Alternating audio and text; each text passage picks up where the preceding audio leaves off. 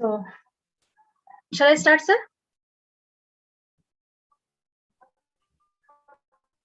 Mute. No problem. Hello, ma'am. Shall I start now? Yes, please. Hello, ma'am. Is my voice is audible? Yeah, correct. Yeah. So then I will exactly. start, ma'am. Yeah, please. So, good evening, everyone. I, Dr. Archana, welcome all the delegates. Today's awareness program is organized on the occasion of World Environment Day. Globe celebrate the World Environment Day, encourage awareness and observe its protection. So this year, the theme of World Environment Day is ecosystem restoration. It's our responsibility to restore our ecosystem. So now I request our beloved principal, Dr. Umavi Nele ma'am, to welcome the delegates and introduce the guest. Over to you, ma'am. Thank you, Archana. Good afternoon, all. Dear all the students. And wait, Archana. Dear all the students and participants from various districts as well as all over the states. KLE Society is established in 1916 with the dedication of the 7 Saptarshis, all of us know, and it is one of the prestigious education society as well as a social service community. It is having more than 270 institutions from kindergarten to the professional engineering and medical colleges. It has more than 16,000 employees and more than 45,000 students overall. And Dr. Prabhakar Kore, sir, is the chairman of KLE Society. Under his leadership, we all are working for the society as large.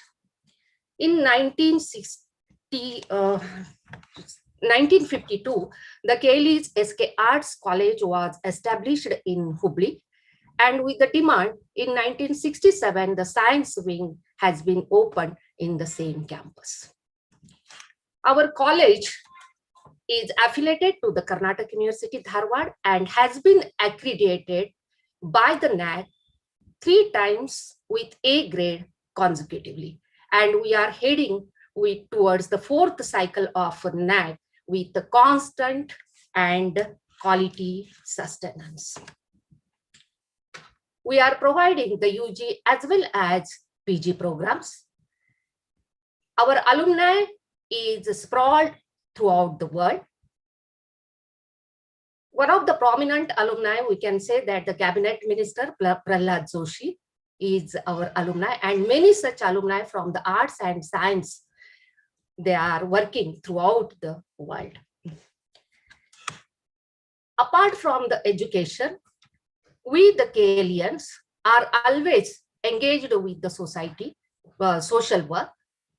In this pandemic and last year's lockdown, as the whole community was locked, we were always trying to reach our students as well as our stakeholders with one or the other online programs.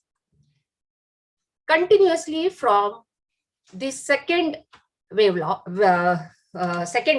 we have organized many online programs. Today we are celebrating, though also it is a lockdown and pandemic, we are celebrating with our students and all the stakeholders the World Environment Day. Today, with us, the one of the eminent and accomplished scientist, Professor Dr. Om Prakash Ji Kulkarni, sir, is with us. Archana? Okay, ma'am. Can you speak? Okay. He has completed his BE Electrical from Government College of Engineering, Pune. He has completed Aeronautical Engineering, that is MTech in Aeronautical Engineering from Indian Institute of Science, Bangalore. He has also completed his MTech in Digital Electronics, Michigan University Aerospace Department, USA.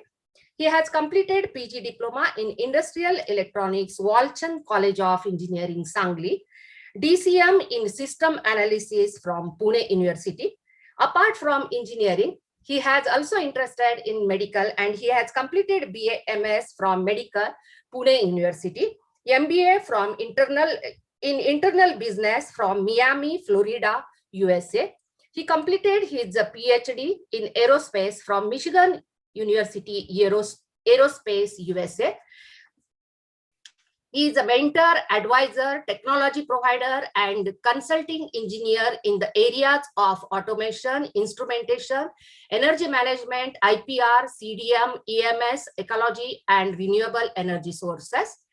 He has completed his ME on digital electronics from IISc Bangalore and PhD on aerospace engineering from Michigan University, USA. He held distinguished positions like the Chief Mentor, Director, Research and Development, Global Head, Unity Group of Industries Limited, Thailand, Certified Space Ambassador for National Space Society, USA. He is the Chief Technical Advisor to His Holiness Sheikh Nayan of UAE on energy and ecology. He is a chief technical advisor to the Maxwell, Richardson, RFPD, Aero Electronics, RF, and Power USA. Senior member of IEEE USA, expert advisory member, Invitee, Renewable Energy, MERC, Government of Maharashtra, and many more. Apart from aerospace engineering, Dr. Kulkarni has expertise in solar thermal air conditioning and refrigeration, solar passive ventilation, PM less rooftop wind electric generator, multiple energy storage bank with intelligent battery management and charging system with smart technology for EV and EHV and on other aspects of renewable energy.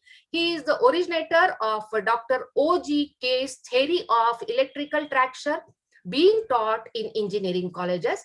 He has the privilege of having worked with the late Dr. Abdul Kalam on carbon nanofiber based SPVP, late Dr. Vasantrao R. Gowarikar in development of solid propellant for ISRO, Dr. M.S. Swaminathan on introducing electronics in the field of agriculture, Dr. Shankar Rao R. Gowarikar on development of STM and solar thermal filters, and many more.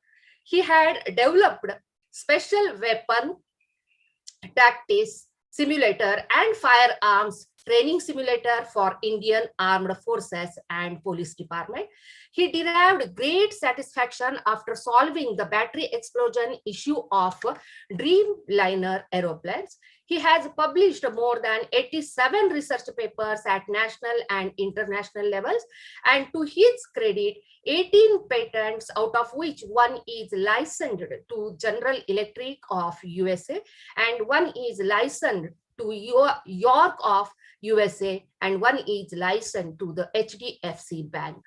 He has won number of national, I can say number more than 127 national and international awards and accolades like Outstanding Young Scientist International Award, Stockholm, International Europe Award for Quality, World Trade Organization, President Award for Outstanding Technological Contribution in National Progress, Outstanding Engineer Award, Institution of Engineers, and many more.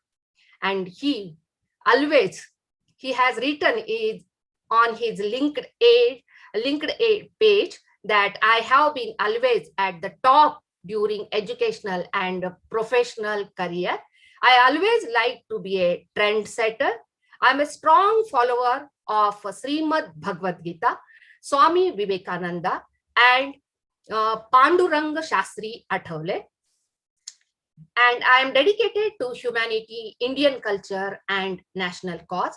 And his dream was to be world's top scientist is my dream. So this is his writing on his LinkedIn pages. So such an eminent scientist, we are celebrating today's World Environment Day with eminent and accomplished scientist, Dr. Professor Om Prakash G. Kulkarni. I welcome you too, sir, for this virtual gathering. Thank you, sir. Thank you. Thank you very much, madam, for your word of appreciation. I do not know how far I Thank you, ma'am. deserve for it. Thank you, ma'am, for your warm You will, sir. Thank you, Archana. Now it's time for a technical session. I request Professor Om Prakash sir to take over the session. Thank you, madam. Hello. Yes, Yeah. just a second.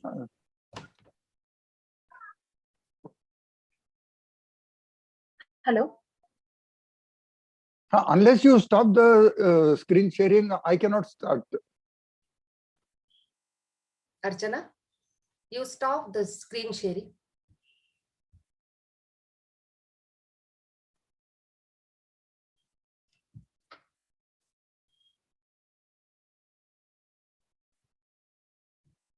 Thank you.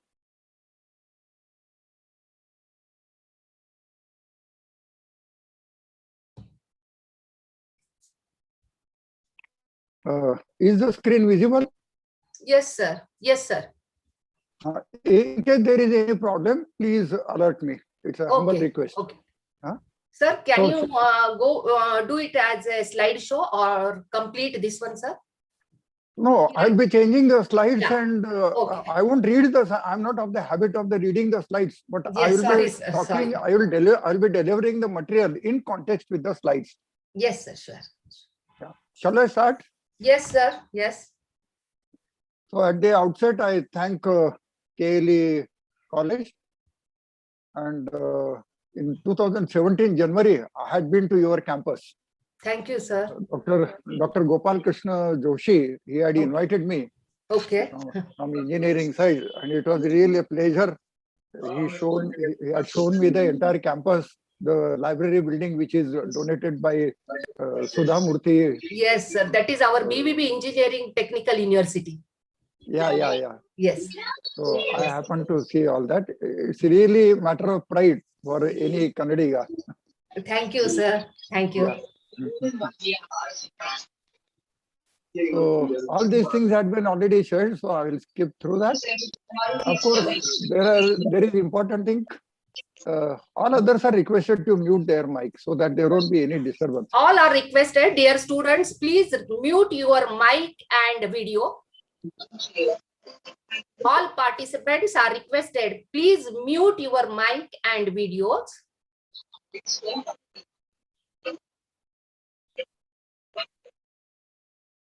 Sorry, ma'am. Because of some network problem, I have disconnected. So I have controlled, ma'am.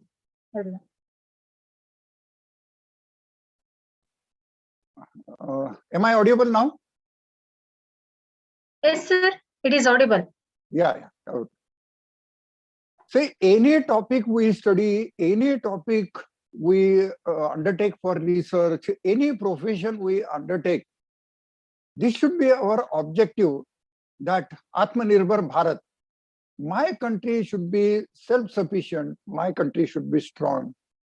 Before the invading of Mughal and Britishers, our India was a superpower in the world. Our exports were more than 63%. Unfortunately, it has come down to less than 2% now. Again, it is building up gradually. So, made in India. And for that, each and every research, that is very important. Normally, it is the perception, or it is the understanding, or it is a concept that geography is a neglected subject. Please do not take it that lightly. Geography is very, very important subject, which is supporting all other branches of engineering, medical, then social science and everything. Because the data collected, data evaluated, data analyzed by the geography experts, that is utilized for deriving the policy, implementing the policy, or introducing any new concept or technology. So it is very, very important. Today's topic is related with the health of our earth. So this slide deliberately I am presenting.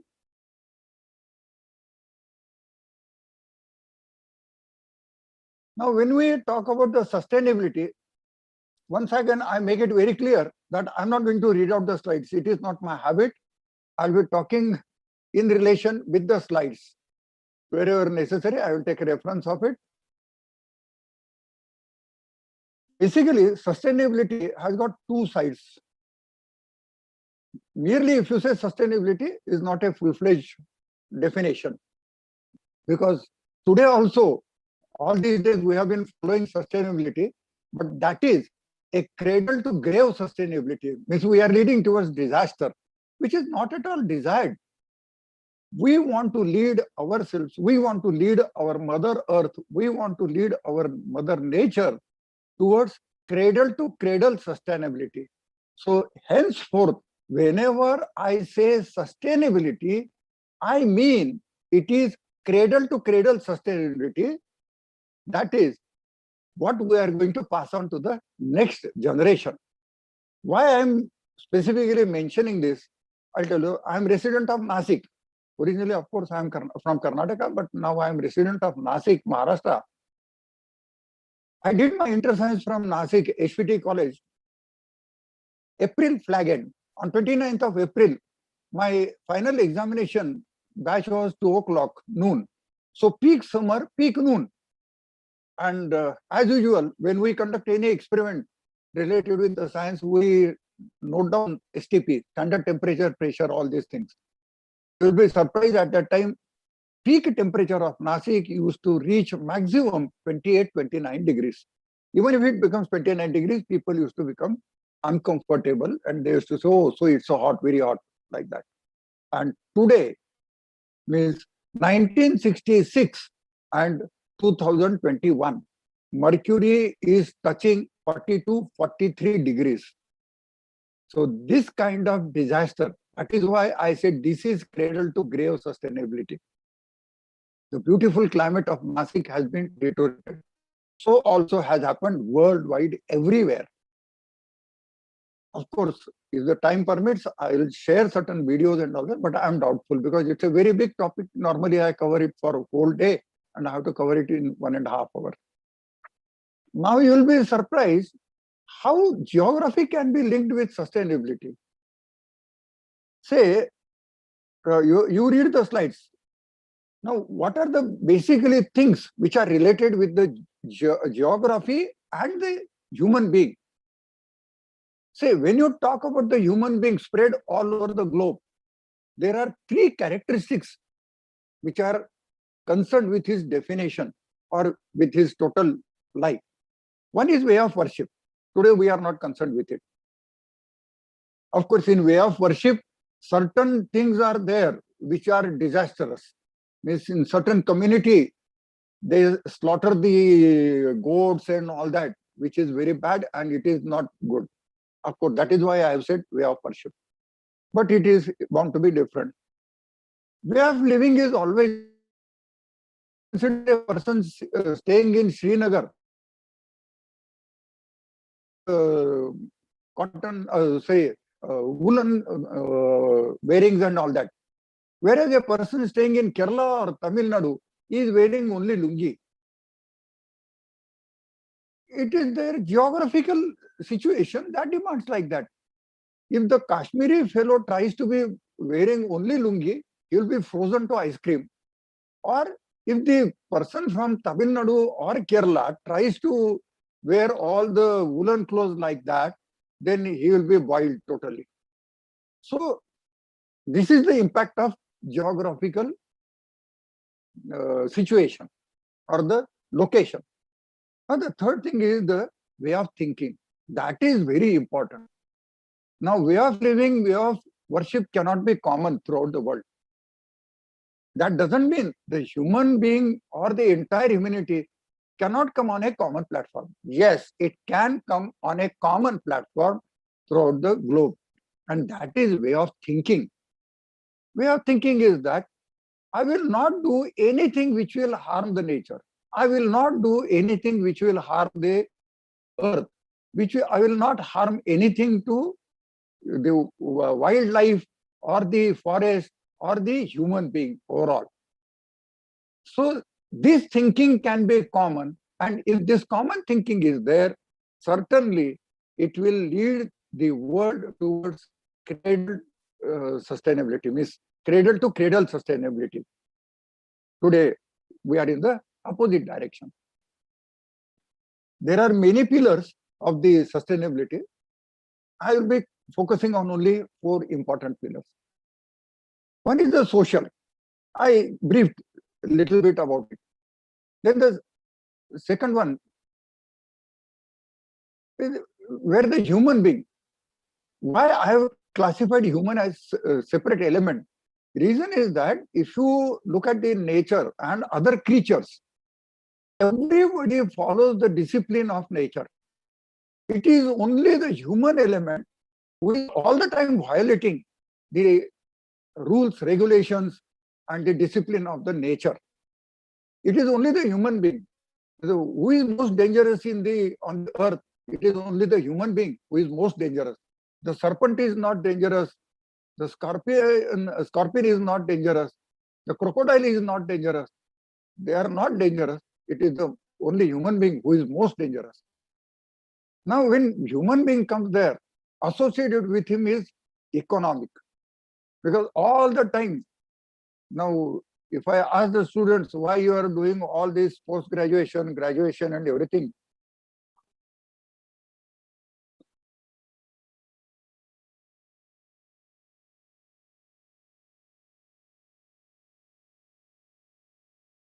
the simple answer is that we want to get a good package.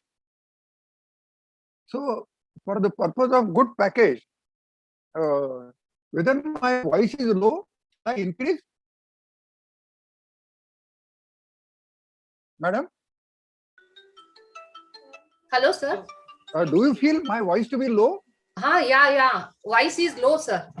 I will Voice increase is it. low. I will increase it. Please increase, sir. Voice is little bit low. Now is it okay? Yeah. Yes, sir. Thank you. See, everything gets related with the economic, and when it gets related with the economic, what happens is normally people do anything, legal, illegal, proper, improper. The only objective is to get money, make money. Now, if you take the case of pandemic, because today's topic we are relating it to the present COVID pandemic. Now, when you relate it with the COVID pandemic, what is happening around? All the doctors, all the hospitals, then the oxygen manufacturers, then medical equipment like ventilator and oxygen concentrator manufacturers, they are exploiting the patients and the relatives of the patients. I have seen many very close people, known families who are now on street. They were well-to-do, but for treatment of their family member, they had to shell out 10 lakhs, 20 lakhs, anything. They lost the family member as well, their whole thing. So this is how the economic aspect leads to the disaster. Of course, when these two things are there, and I said human is the most dangerous one, what is expected, we should explore the nature. Like a child is there, a newborn child is there, that is nurtured by the mother's breastfeed. Now, what is expected? The child should take milk from the mother. If excessive sucking happens, it doesn't happen. God has made that arrangement, luckily. Otherwise, I don't know what would have happened. Now, again, nature is our mother. Earth is our mother. Now, from nature, from mother, we should take milk. But now what human being is doing, he is sucking the blood. He is not exploring, he is exploiting. And that is leading to environmental disaster. So these are the 4 aspects which are very, very important.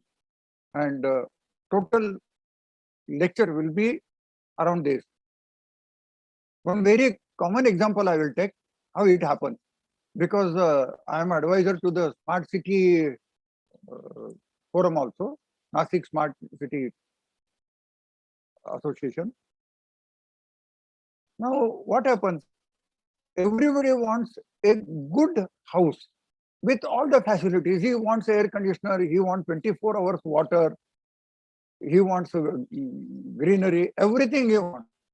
But at what cost? There is nothing wrong in expecting all this. But whether I am harming the nature while doing this. Now, I want a big building, I want independent building and all that. Now, building type, size, construction, what material I am using, and to get that material, what harm I am causing to the nature. HVAC, air conditioning, you all are aware that earlier CFCs, fluorocarbons were used as a refrigerant, and there has been banned since 1996. And today it is totally banned because that is considered as ozone depleting substance. So our air conditioning was leading to ozone depletion. Ozone depletion means again unnecessary extra exposure of the ultraviolet rays, which leads to the blood cancer, one of the bad effects, which leads to the blood cancer. So HVAC, how I'm achieving it? There are ways. All these things you can have without harming the nature. Then energy generation and storage system.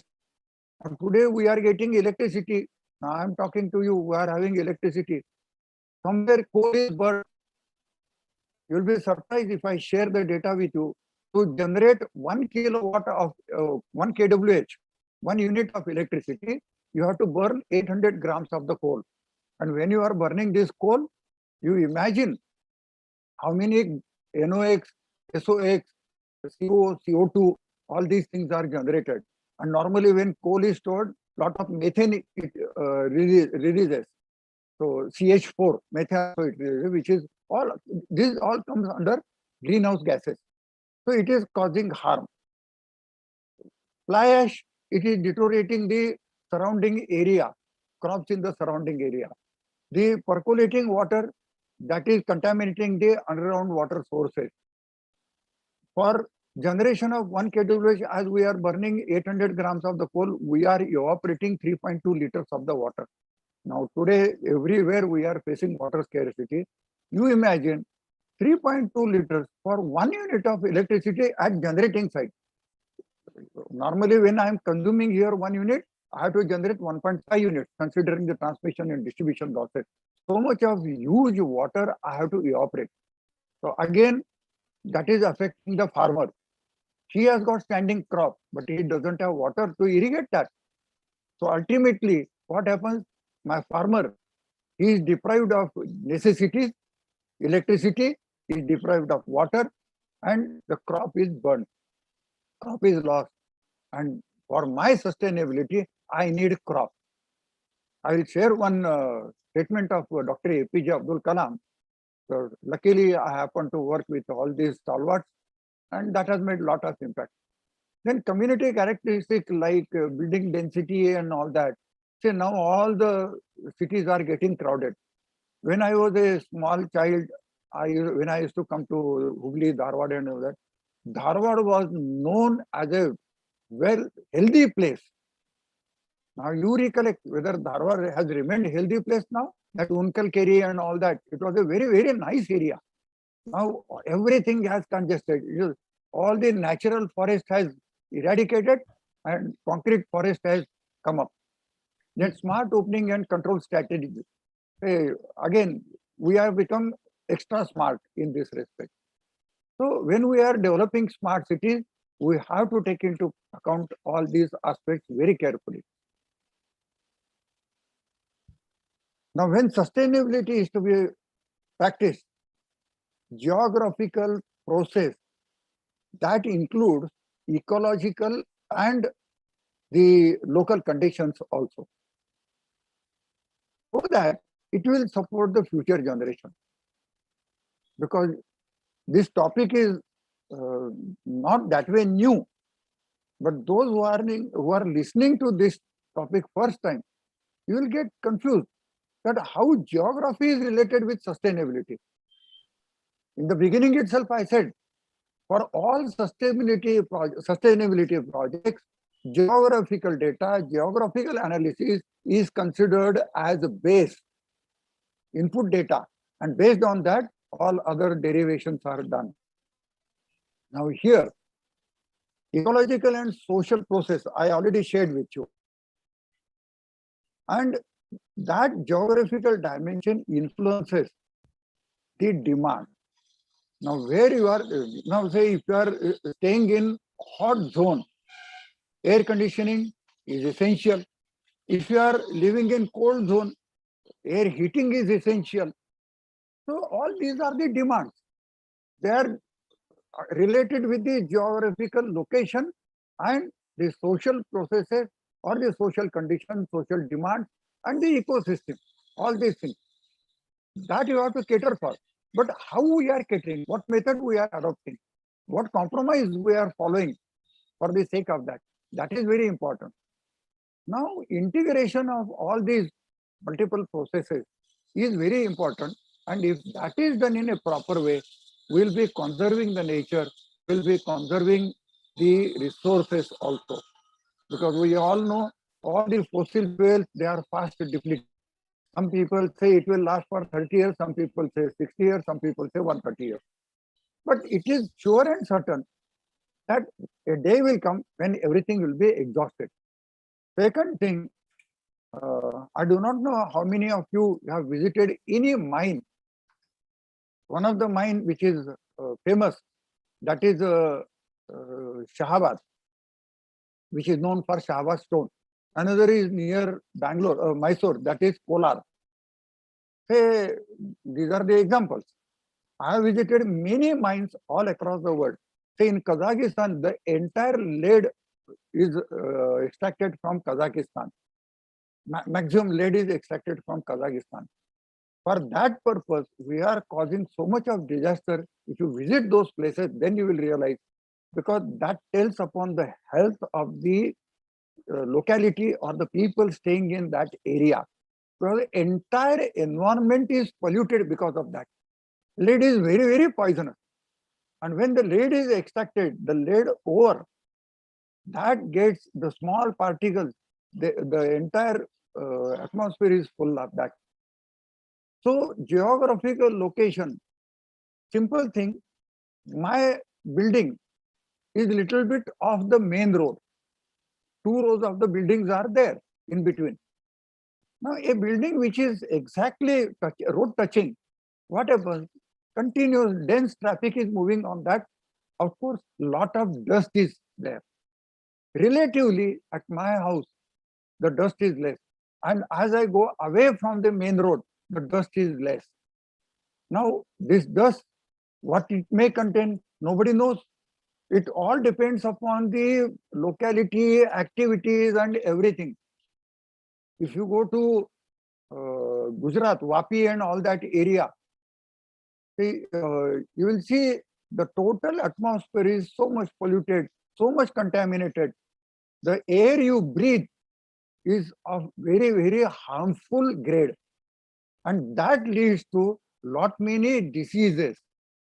So quality of the air, that plays important role. Another example is that for every activity we need wood, timber. Now to get the timber, we are cutting the trees, deforestation. Instead of afforestation, we are going into deforestation. Now, every tree is a carbon sink. We all have studied at the school level that the green vegetation in sunlight under process of photosynthesis, it absorbs the carbon dioxide and it releases oxygen. So that is very important. And oxygen is very much essential. Now in COVID, you have seen that lot many people have lost their life because of non-supply of oxygen mask or the oxygen sources. In Nasik itself, a hospital owned by Nasik Municipal Corporation, Dr. Zakir Hussain Hospital, because the central oxygen plant failed, within few minutes, 24 patients died on the spot. Actually, how many patients have died, that is a secret, because those government figures, they cannot be relied upon. At the end, I'm going to share certain statistics also with you. But again, all that statistics, the trustworthiness is related with the data released by the government. How far the data released by the government is trustworthy, those figures are correct. I am not responsible for any error in the statistics, because ultimately the government data is my source. Now, fish is a common food for many people. When you go to Mauritius and all those places, tuna fish is famous. Likewise, near Sindhudurg and all that area where the nuclear plants are being established, there also Indian coast, tuna fish is well famous, and those tuna fish that is exported, lot of foreign exchange our country is earning out of it. But removal of the fish and the fresh fish they are born, if that is balanced, it's well, it's good and all. But if that leads to imbalance, then at many places, those species of fish, they have finished completely. Coral, again, it is the same thing. It has vanished because man extracted it so much that the recoupment is again not done at that fast rate. So it is not exploration, but it is exploitation. Another thing, when I talk about the oxygen, entire sea level that is full of a kind of moss that is called phytoplankton. It's a green moss. It's a green vegetation. And majority of the oxygen which we get from the forest and all that is a small percentage, but this phytoplankton is the major source of carbon sink. That absorbs the carbon dioxide and that emits oxygen. Now, if this moss, this phytoplankton is eradicated, what will happen? The source of oxygen will be cut down. So we won't get oxygen. At the same time, oxygen, carbon dioxide level will go on increasing, which is harmful. Now, where it has happened? Wherever nuclear plants are situated, the reason is that 84 meter cube per second hot water is released per 1000 megawatt generation. So, at such a fast rate, when the hot water is released, the delta T is 15 degrees centigrade. So temperature is 15 degrees higher than the normal seawater temperature. Phytoplankton cannot exist. It cannot survive. Even the fish cannot survive. So fish are finished. Phytoplankton is finished. All surrounding, it is worldwide. It is noticed. It is a proven fact. No justification is required. Already all scientists have accepted it. As a result of this, phytoplankton is getting vanished. All in those areas, phytoplankton has eradicated, and consequently, we have lost the source of oxygen and we have lost the source of carbon dioxide sink. Another example, when Dr. Kasturi Rangan, he had been to my factory and when he had been to Nasik, confidentially, when we were discussing so many things, I asked him, sir, because he was a chairman of ISRO, he was chairman of atomic energy and all that. I asked, sir, can you tell me confidently that whatever nuclear waste we are dumping below the ground or we are dumping in the seabed will not be harmful for the 5th generation, 50th generation, or 500th generation? He said, OGK, no one can claim that. Reason is that all these nuclear waste remains radioactive for minimum 20,000 years. And whenever somebody will take it out, it will be a jinn coming out from that bottle. We have read in the stories that that evil who is packed in a bottle, that somebody who opens it and that evil, he comes out from the bottle, that jinn he is called. Alauddin and all that stories we have learned. So now these 6 greenhouse gases which are defined, all our activities, we have to be very careful that we will not emit any of the 6 greenhouse gases.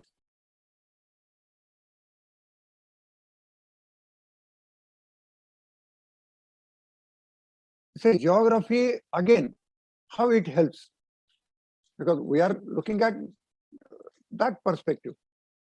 Say, when any investment is done, now I'll quote one example of Dubai. So they are creating a palm island. Now, in doing so, what they are doing, they are creating an artificial island, which is of the shape of that date palm, because they consider it to be the holy tree for them. So that is the only tree which can survive in their desert. And what they have done, for that they have excavated seabed sand and they have dumped it at the coast. Now, how many billions of meter cube they have excavated and dumped it there? So they have disturbed the entire ecological balance of the surrounding sea. See, this is the example why geography is important. Now in Bombay, if you see the areas which were uh, dedicated for sea, that reclamation, it is called back bay reclamation and all that. What those Bombay did for expansion, because it was human need. He wanted the prime area available for the locality, or staying, for building the houses, for building the office buildings and all these things. So what he did, he dumped all the things in the sea and he encroached the sea. Now consequently what happens? See, nature is always stronger than human being.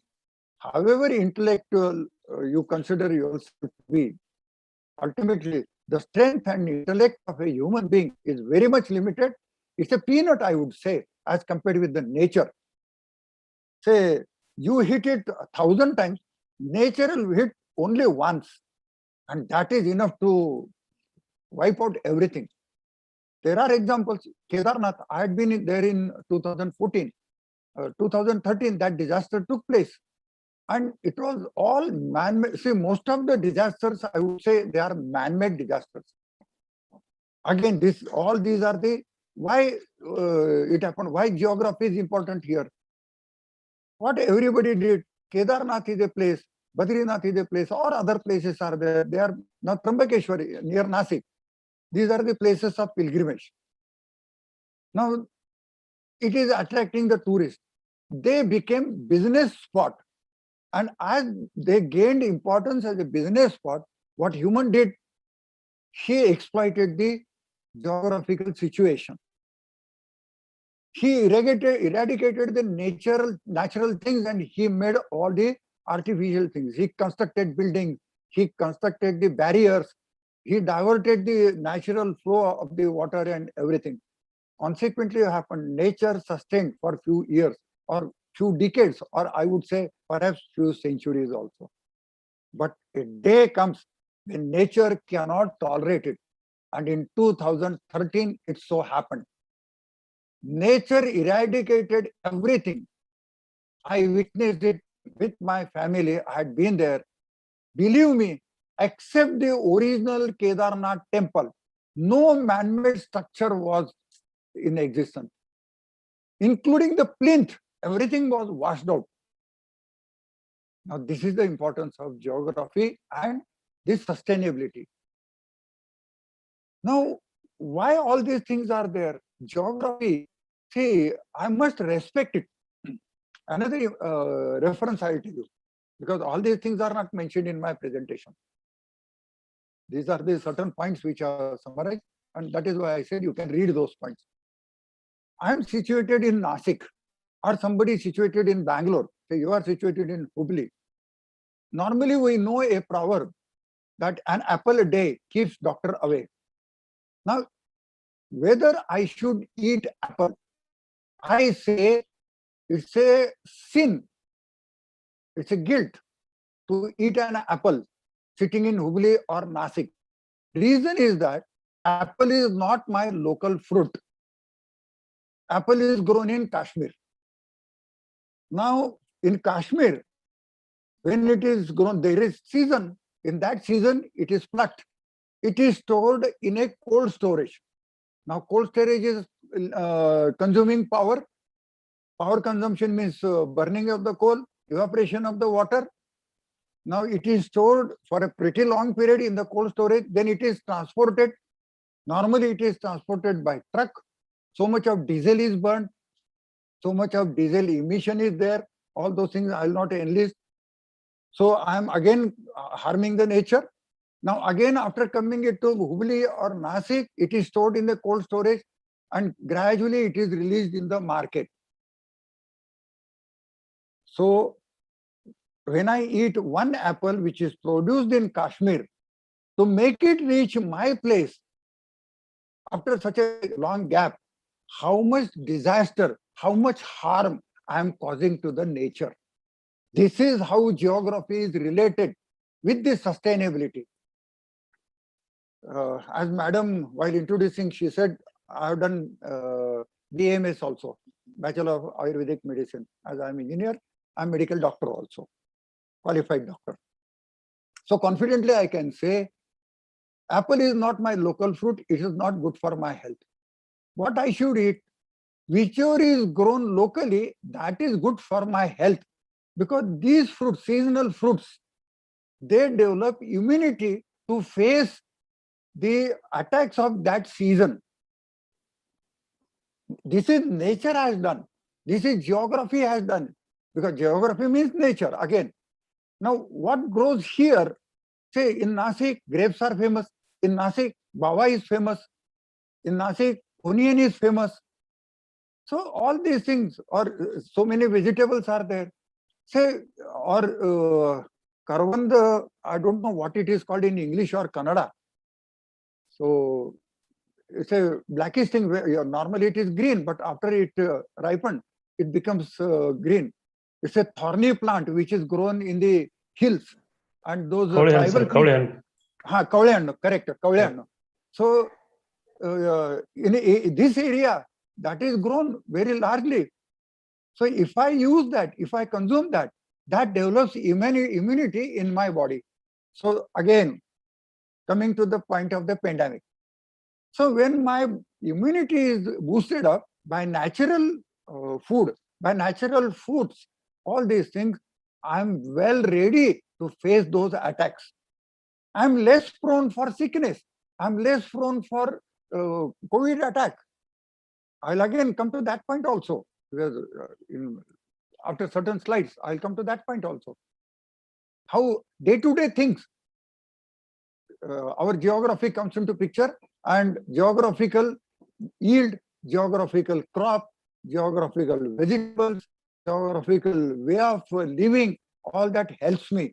And that is the main point of consideration as on today in the COVID pandemic. Now that is sustainability. It is not that I take some toxin, I take some medicine, I take some other antibiotic, and I develop immunity. That is not, that is a injected immunity which doesn't help me. My natural immunity is very important. And that makes me strong. And ultimately, what for we are doing all this? We want to live a healthy life. So overall, all this entire lecture of 1.5 hours or wherever I engage for one day, what is the objective of this subject? We want to live a healthy life. Does anybody desire that do I desire that I should be a paralytic patient and bedridden for 5 years, 10 years, 15 years? Nobody desires that. Everybody wants a healthy life. So that healthy life, how I can get my immunity, and how I can get my natural immunity by my way of living, by my way of habits, by my way of foods. Now, way of living. Many people say, they say that there is a joke that mother was telling about her son. Oh, my son, moment the sun rays are inside from the window, he gets up. Everybody prays. Oh, so your window is on the left, west side. So you imagine. So that kind of living is not important. When you take your bath, normally you should take your bath before sunrise. You should, at sunrise, you should worship God's son. Aditasya namaskaram ekurvanti dine dine. Janmantara sahasreshu daridram nopajayate. So in the morning, you get up early, you perform yoga, you take bath, you worship God, whichever God you worship. There is no restriction. So this is very important. Another is a Durlabham Bharate Janma. Again, coming to the geography.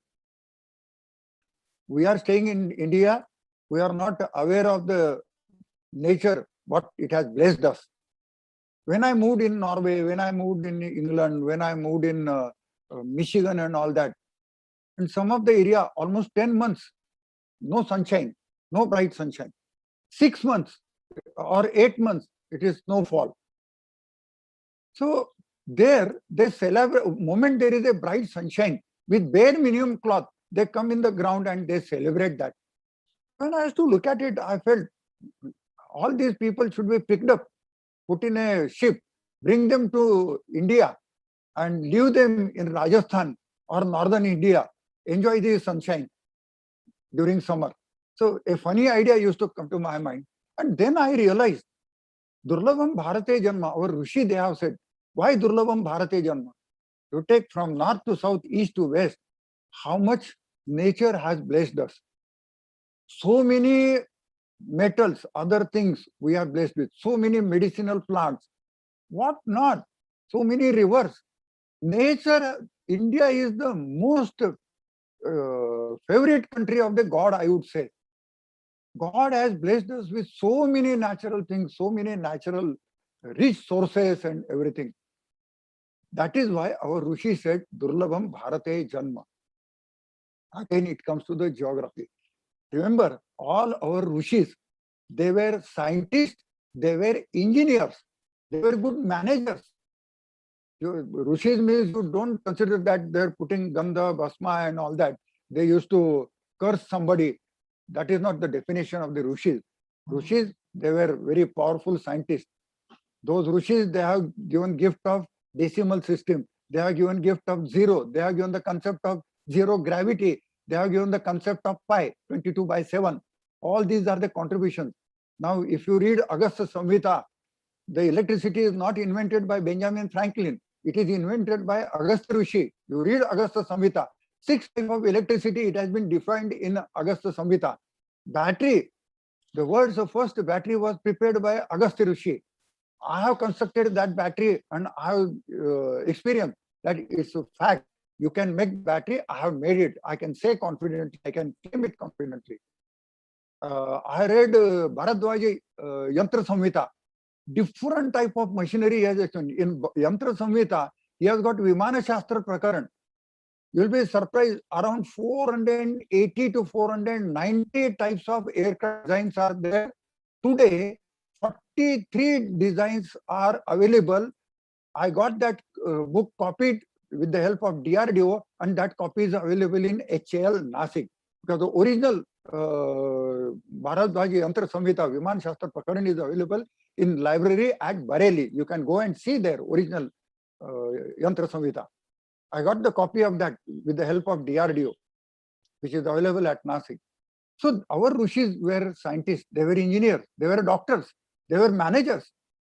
Because Rishis have taught us to take bath every day. Now, when coming to this point, again, geography, how it comes in picture. And how it leads to misconception and all that, and say wrong practices followed in the life.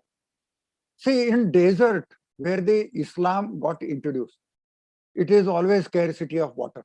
Obviously, the thing which is scarce, it is to be used very carefully. So their prophet, they said, they should take bath once in a week. That is on Friday.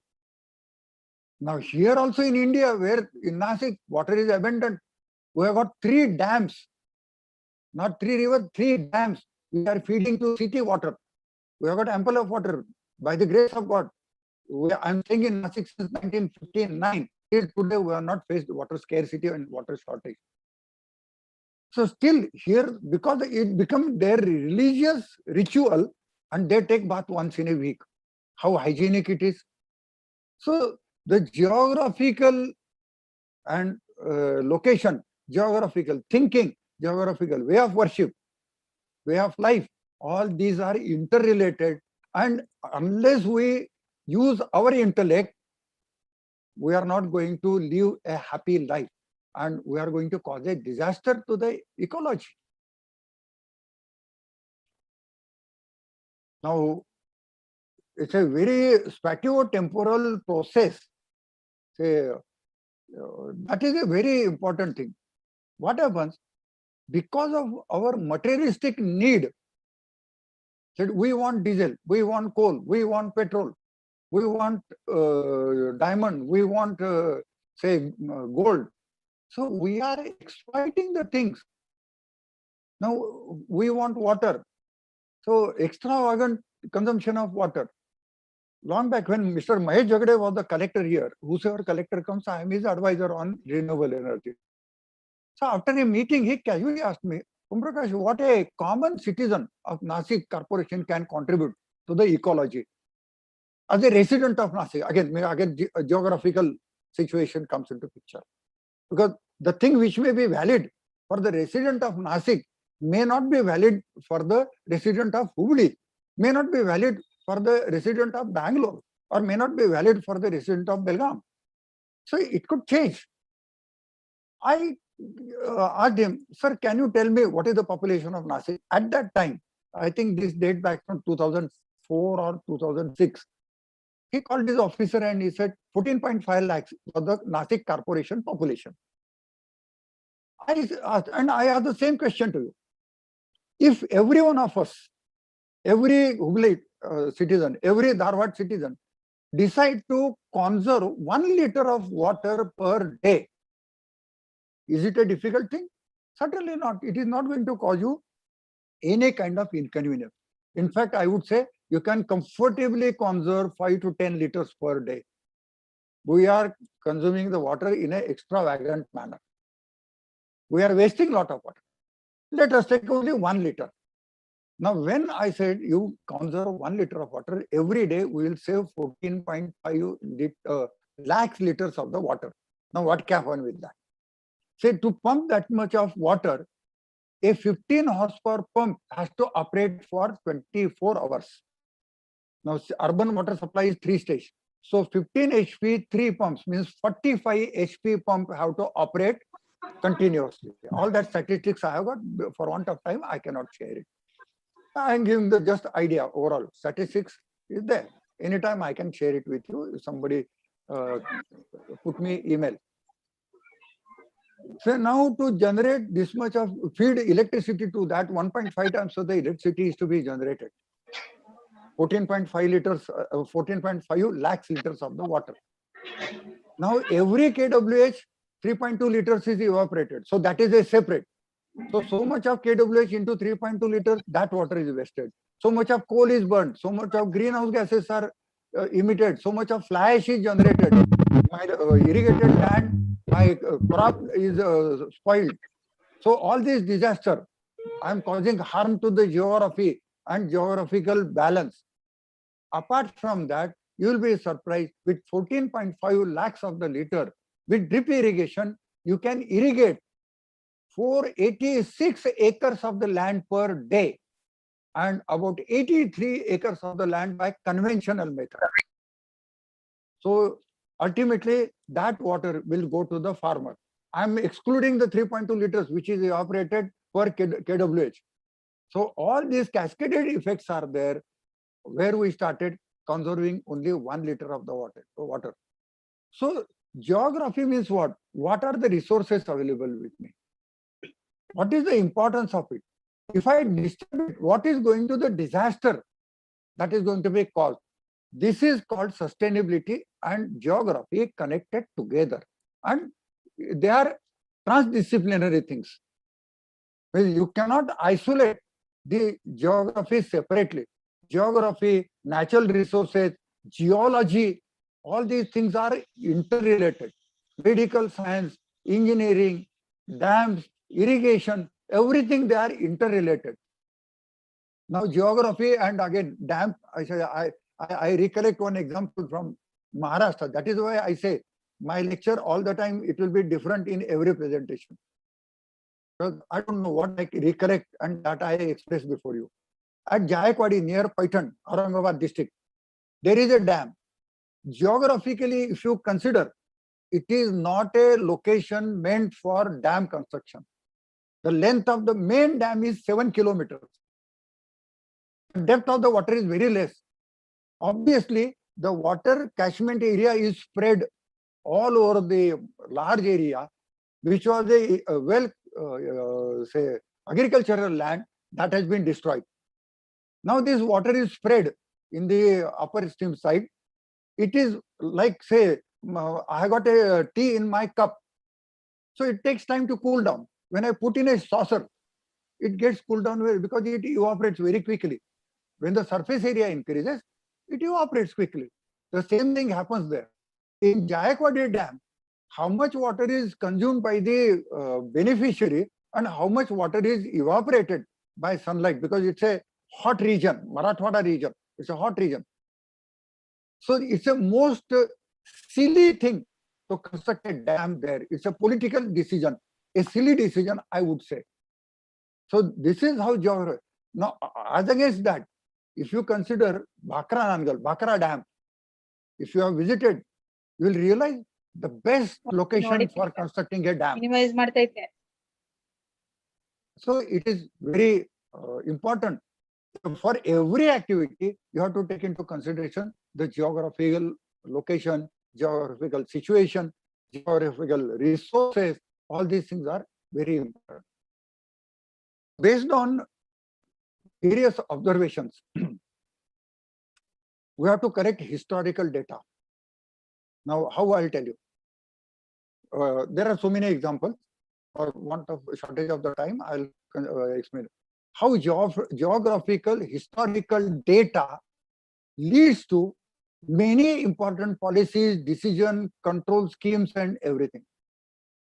Say every dam, they have got gates to release the water, to conserve the water, means to lock the water and release it whenever is it required, or whenever the overflow is there, to keep the dam construction safe and the downstream area safe.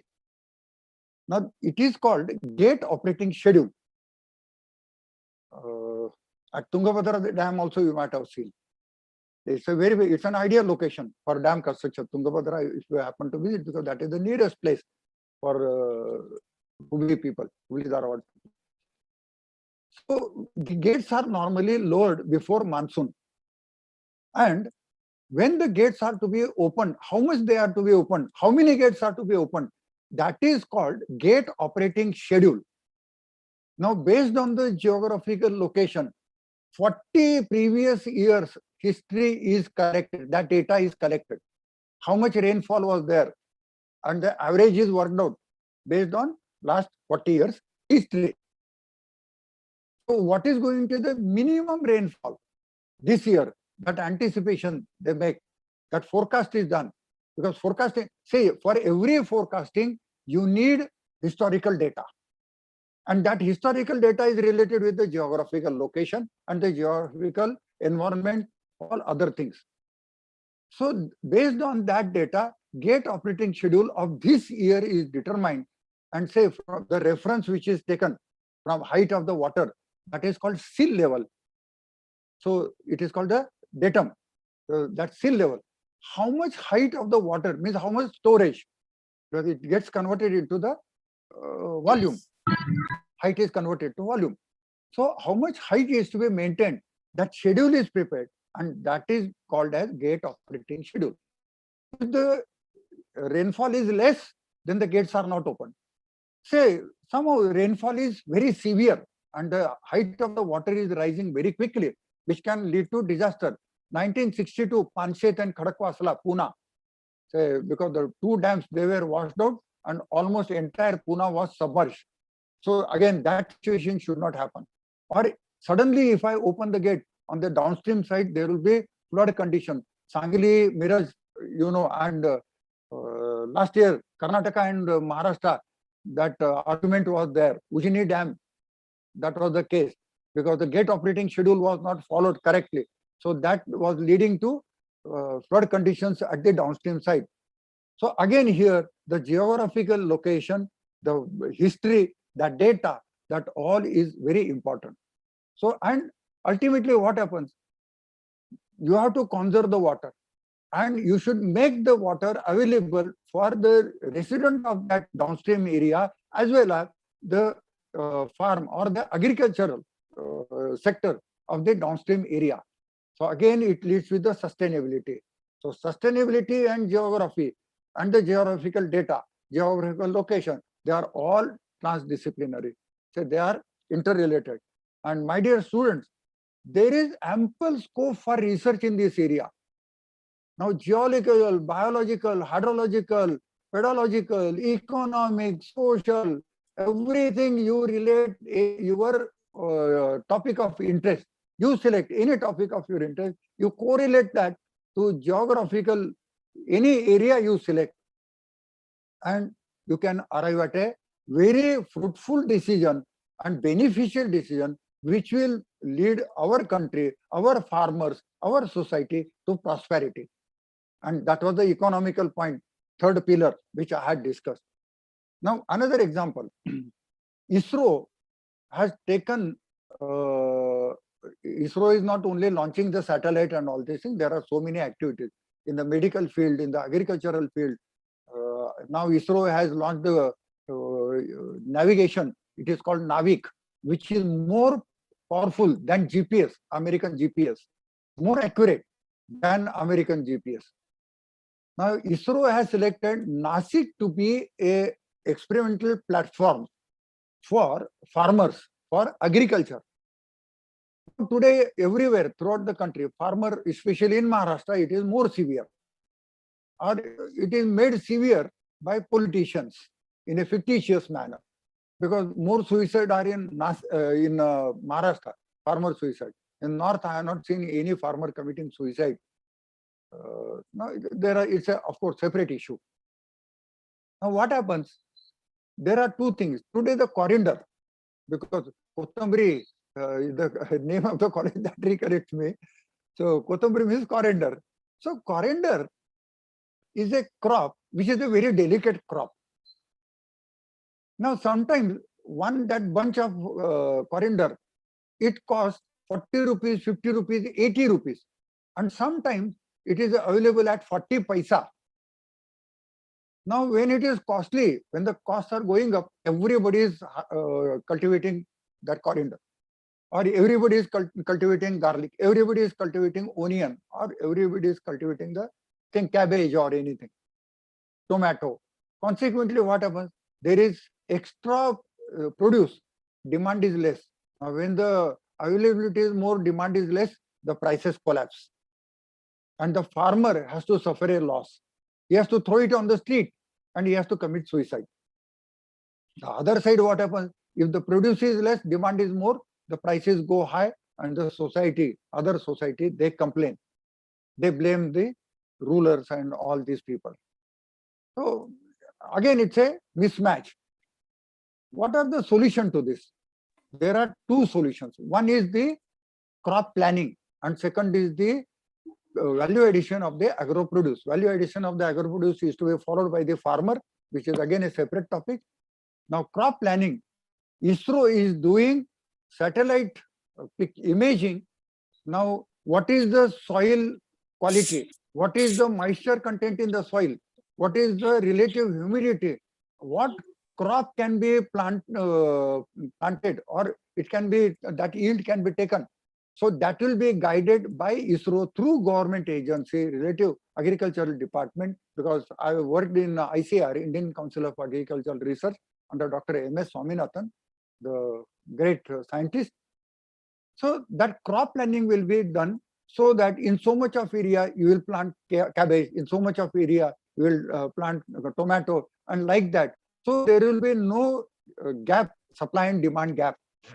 So that is done by this. And again, geography comes into picture, geographical conditions, they come into picture, which is monitored, controlled, and guided by the satellite.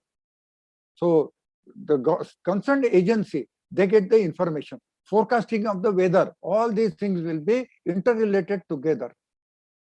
Now, soil, water, climate interaction, all that I explained. So this interactive dynamics of the geophysical, again, geochemical and all that, I explained that ISRO is doing all these things. And interaction between the different departments, different localities. Now, in Nasik, if the tomato or onion is produced more, which is the area which is having demand for that? And whatever is grown in that area, how it can be brought here? All these can be managed. So, geographical balancing is very important. It's produce and demand. So, that is very important. And all these are the topics of research. Now, ecosystem, ultimately, if that is maintained, it is related with the human well-being. So ultimately, I said, what for all these things are there? It is for well-being of the human being. Of course, that doesn't mean our saints have said, let everybody in this universe be happy. Because I belong to the fraternity of Saint Dhaneshwar, uncle of Saint Dhaneshwar. They were our forefathers. I am his descendant. So what in Poseidon, what he has said, Ata Vishwatmake Deve, means he is saying the universal God. Joje Vanshila Tote Laho. Means one who desires whatever good thing he desires, God bless him with that. Say every mother for a newborn baby, what she demands to the God, she always demands that everything good in this world, everything good in this universe, that God bless my kid with that, bless my baby with that. Means Ashirvachana, Vedic Ashirvachana, there are two. One is the greatest, and there is no match in any other language, in any other culture to that. The best and the topmost Ashirvachana is Yatte Jatasya Janani Aichata Tatte Astu. Means when you bless somebody, what is the blessing? What does it mean? Yatte Jatasya Janani Aichata Tatte Astu means whatever a mother desire for her newborn baby, that infant, all that may God bless to you. All that God may shower on you. So what the mother demands to the God? Everything. So that is the best Ashirvachana. So yatte jatasya janani aichata tatte astu.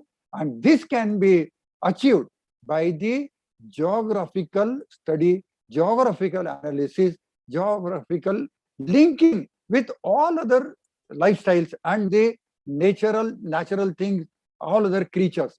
This lion is important, crocodile is important, even a cockroach is important, a frog is important. Everybody has got its own role in the nature.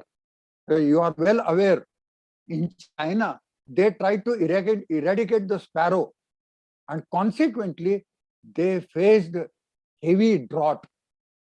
It was a disastrous condition for China, and then they realized it was a blunder. Because Chinese are the first people who always mingle with the nature and they tamper the nature. This COVID, again, they have tampered nature. It's a man-made virus. Deliberately, they have done it. And why they have done it? For their economy, they have done it. So now you will realize why I described those four pillars. Social things and economical things, humanity and all these things, they are all interrelated. If any one unbalance is there, any imbalance is there, that will lead to disaster. And it is our responsibility that we should not cause this imbalance for any reason. So human environmental system is very important, and we should not cause degradation of the natural resources. That is our responsibility, and that is called cradle to cradle sustainability. Now, if you see this map, I have to go very quickly because now it is almost 5:15. Only 15 minutes are left. I have to cover up within 15 minutes. So if you see all the countries who are ranked geographical sustainability and sustainable energy policies, these are the things. Now, this is the entire world map. Here you will see. And to summarize that, what are the three things taken into consideration? It is the sustainability, security, and equity. Again, in geographical, this thing, in certain areas you will find dominance of female is there, and in certain cases, means population of female is more and male are less. In certain, most of the areas, male are more, female are less. Again, it's a inequality. It is not good for the society. It is not good for the humanity. So there are certain communities where if the girl baby is born, she is killed immediately. It's so inhuman. Uh, that should not happen. Now, security means it is energy security, social security, national capability to meet the demand, and say making the country to be superpower. Security means again what is China is doing, and what China did. They wanted China to be a superpower, and they released this uh, coronavirus. So, see, all these things, these are the three important aspects, and these are the spotlights. Now, based on these three, this tripod, where which country is ranking? Now, if you see here, US is 66, Saudi is 35, Canada is 62, UK is 83, sorry, UK is fourth, then China is 72, and India, we are ranked 109. So, my dear students, I really thank KLE College for arranging this lecture, which is most relevant with the today's situation. Is this a good sign that we are ranked 109 and other countries, US is 15, Saudi is 78, Canada is 13. With Saudi is above us. So it's a matter of shame, I would say. So who will improve this? It is young generation. My dear students, it is your responsibility, your obligation, and this is an opportunity for you. You can make career in this, because ultimately that will make your career, that will bring you prosperity, that will bring you economy, but at the same time, you will contribute to the country, you will contribute to the motherland, you will contribute to the ecology, you will contribute to the geography of my country. So that is very important. Now here at the end, what I would say is, there is a great opportunity for geographers to participate in the sustainability research. See, one thing, I'm a scientist. I'll again say anything you talk about, I will correlate with the innovation and research. Because if you are not innovative, if you are not doing any research, it's like a stagnated water. Stagnated water means there will be all worms and everything, there will be moss, it will get contaminated. It has to be flowing. There is no progress. Innovation, research, all this means progress. So if you want to be powerful, progressive, and at the same time sensitive, innovation is a must. And this is an opportunity for you. It's a very good opportunity. So it's a career opportunity. Ultimately, coming back to the same point, that why you are doing all this, you want to make your bright career. So this is an opportunity for you. There is ample scope, because if somebody asks you why you have selected geography, sir, I could not go to engineering, sir, I could not go to medical, I did not score, and I'm not that intelligent. So, I don't say that you are not intelligent. I don't agree with this. Everybody is intelligent, according to me. It is your choice. I cannot be a writer, or I cannot be a doctor, or I cannot be a geologist. I don't have liking. I cannot be a civil engineer. Even though I am an engineer, because I don't like civil engineering. I won't be happy there. I selected the field of my choice. I'm very happy. I don't feel any fatigue. I don't feel tired. I don't feel bored. Because the thing you dislike, if you try to do it, you will get bored. You will dislike it. It will become a burden to you. So, geography you have selected, it's a very bright career, and there is tremendous scope. You can oblige all other fields by research in this field. So there is a lot of scope, and ecosystem is very important. Human well-being is important. Human environmental system is important. Sustainability, ultimately, that is the outcome of all this. So I would appeal to all that. The key objective of promoting geography for sustainability is to reveal the mechanism of human environmental system dynamics, because it has to be balanced.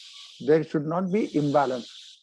So I appeal the faculty and students to conduct research, undertake your UG, PG, PhD project, which are relevant. Don't take it as university submission. Which will have some takeaway, which will have some benefit, which will have some derivative for the society.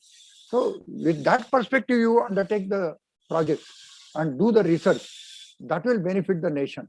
Now, what are the important things? The flowchart, if you how they are in the geographical progress, then the ecosystem services and the human well-being, human environmental system, sustainable development, and again geodata and models for the sustainability. They say it's a closed loop cycle. It's an endless one. So you go on doing it. There is no limit. There is no end to it. It's a perpetual thing. So geodata models for sustainability, they are very important. You have got ample scope for research in this. If you undertake projects, the government wants all these things. ISRO wants this. Every agricultural department wants the finance ministry, they want all these things. Because all the ultimately forecast planning is depending on this.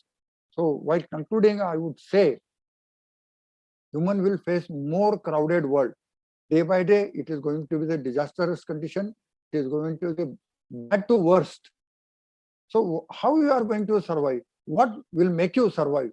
It is your research, geographical research, geographical study that will make it survive. The global economy will become more interconnected and competition will become more and more intense. So under this condition, there has to be harmony. And how this harmony will be created? That will be by way of geographical sustainability models. Now, geographically sustainable models are in various forms, various patterns. You have your own form, you have your own pattern. So there is no limit to it. Now coming to at the end, COVID, what has happened? As I said, it has been introduced by the China. Now, if you go back to February 2020, the Ramdev Baba and allopathy doctors, the controversy is going on, allegations are going on. Who is correct, who is not correct, and I won't enter into that. But I'll just case study. I'm an engineer. I'm habit of the presenting case study. Now, what these allopathic doctors said last year, February, they said India comes under hot zone geographical location. So we are least affected by because the coronavirus that cannot survive in this climate. So we are not going to be affected by this coronavirus. We are safe. We need not be that worried. What happened? We had to face lockdown. It was a disastrous condition, and we lost so many lives. Again, those people predicted we want ventilator, we want oxygen, we want this, we want that, this medicine, that medicine, remedy saver, and all so many things.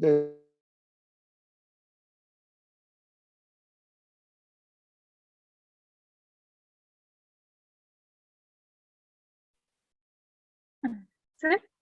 Hello? You had muted me? No, sir, it's by mistake. Oh, okay. Okay.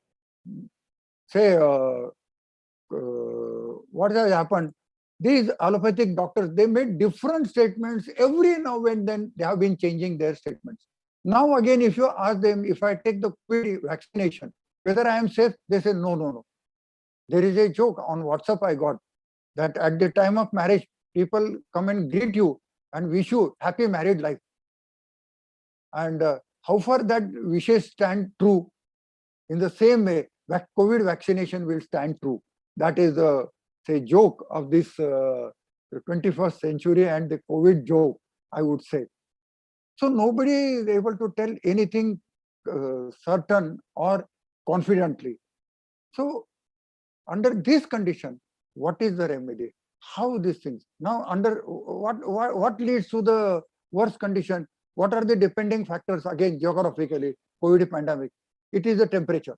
It is the relative humidity. It is the dust. Because virus is not floating. It cannot remain on its own.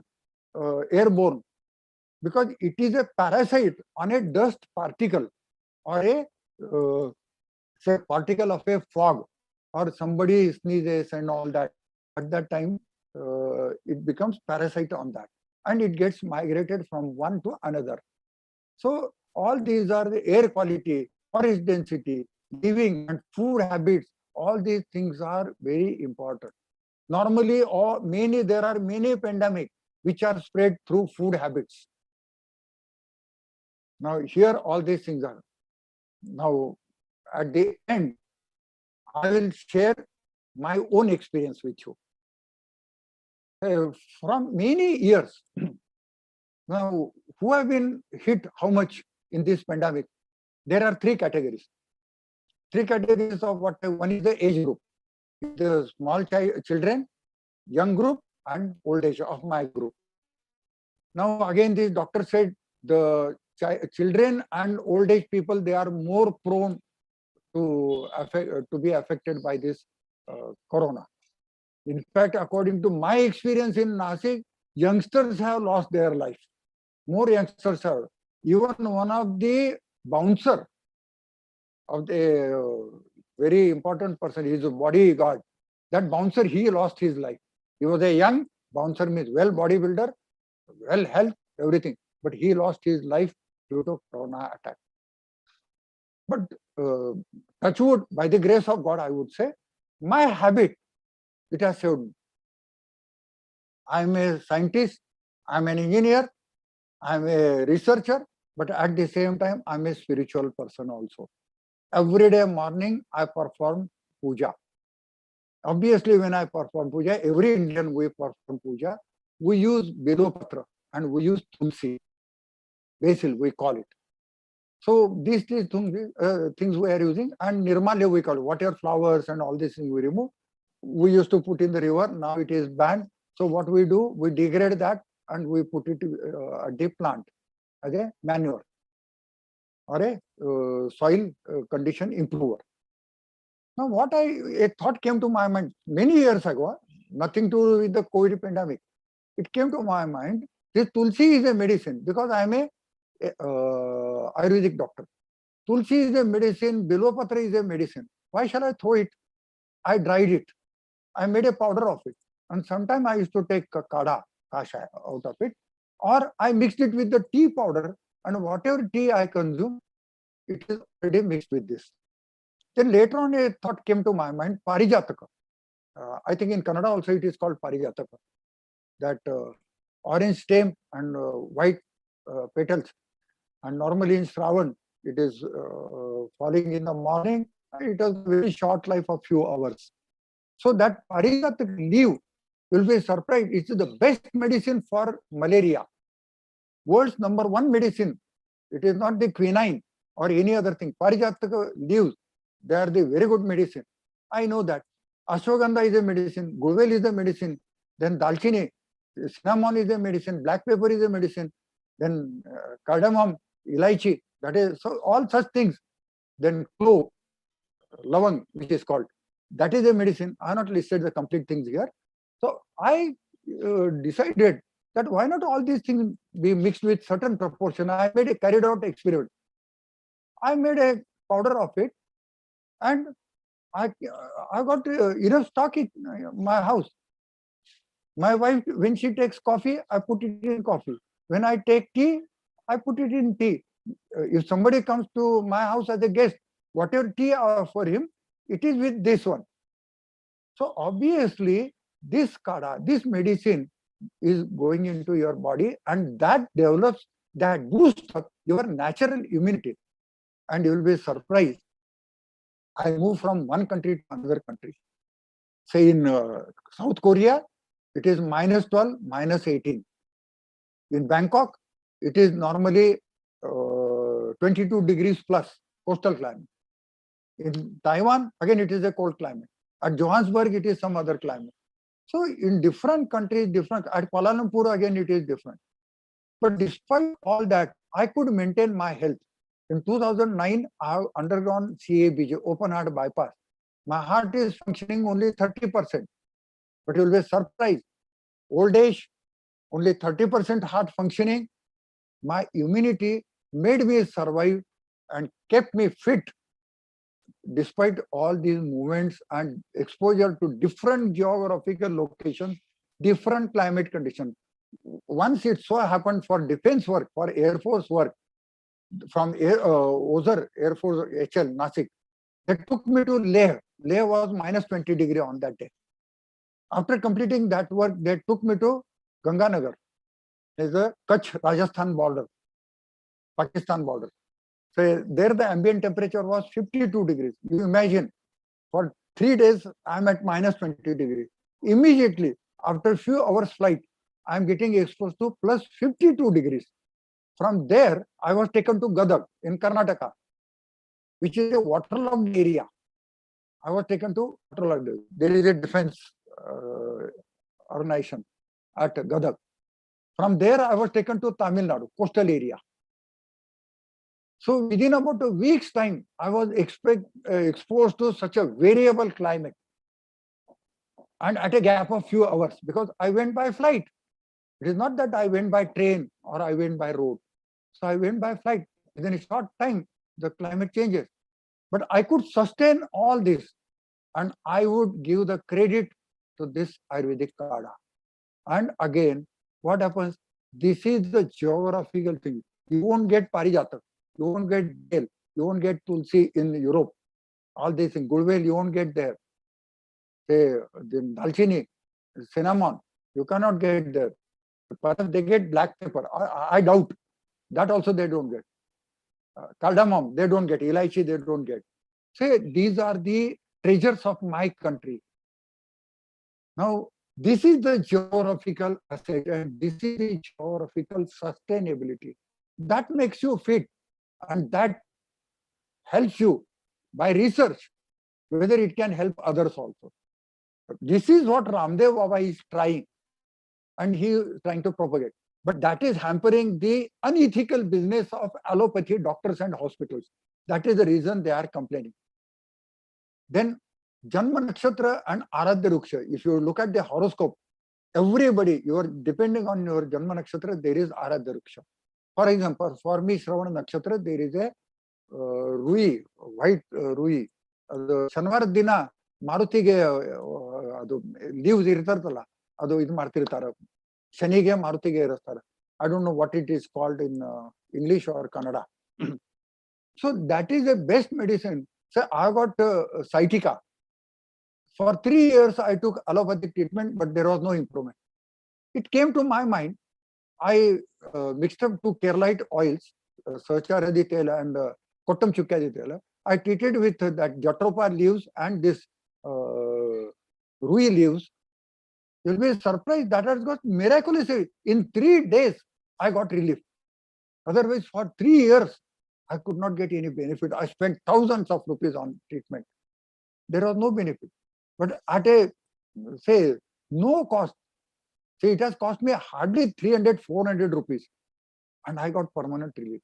Today also, again, when I got severe pain, again I polish it, I use hot water and I get relief. Then generalized additive model you have to prepare. That is the scope for students. So for COVID, you can conduct research how geographical conditions, what will be effect, because you look at Maharashtra, you look at Karnataka, you look at Kerala, you look at Madhya Pradesh, Haryana, the effect is different. It is again related with the climatic geographical conditions and all various factors. So conduct research on this. That will help the government. Now again, it's all a mathematical thing. If somebody is doing PhD, he can undertake of this. Only one equation I have mentioned here. I cannot go into the details of it. So government want you to conduct research in this field.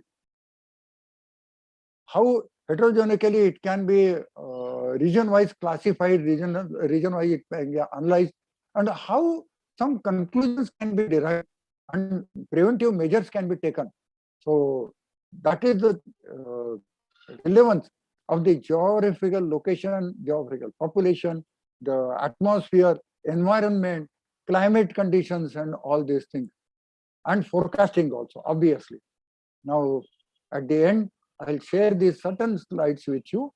Then this is a descriptive thing because pictorially it makes very easy to understand. Now, here, say, if you see the population density, specific humidity, then the rainfall, how it is related with all these things, wind speed, solar radiation. Say, everything has got relation with the COVID pandemic. I got all the how I got complete data with me. I got complete analysis with me. Again, for want of sort of time, I have to conclude as quickly as possible. Now, these various states, it is numbered here, tabulated here. It is semi-arid, moderate, semi-wet, very wet, extremely wet with the coastal climate and all that. And what is the severity of the pandemic? Again, in this top, this side, it is the number of cases and all those things that is mentioned. Now, outbreak in various states under various conditions, that is population density, temperature, rainfall, specific humidity, actual evaporation, because the dryness of the air, that makes it. Again, it related with the wind speed also. So all these things are interrelated, and these are the topics of research, my dear students. Nobody is doing any work in this. There is ample scope. So please take up this as your UG, PG research project. We are answerable to next generation. This is cradle to cradle sustainability. The child is asking us, are you going to leave any good thing for me? We are answerable to this child. And it's a climate rally. Again, we have to do the same thing. We have to do the agitation that climate is to be protected.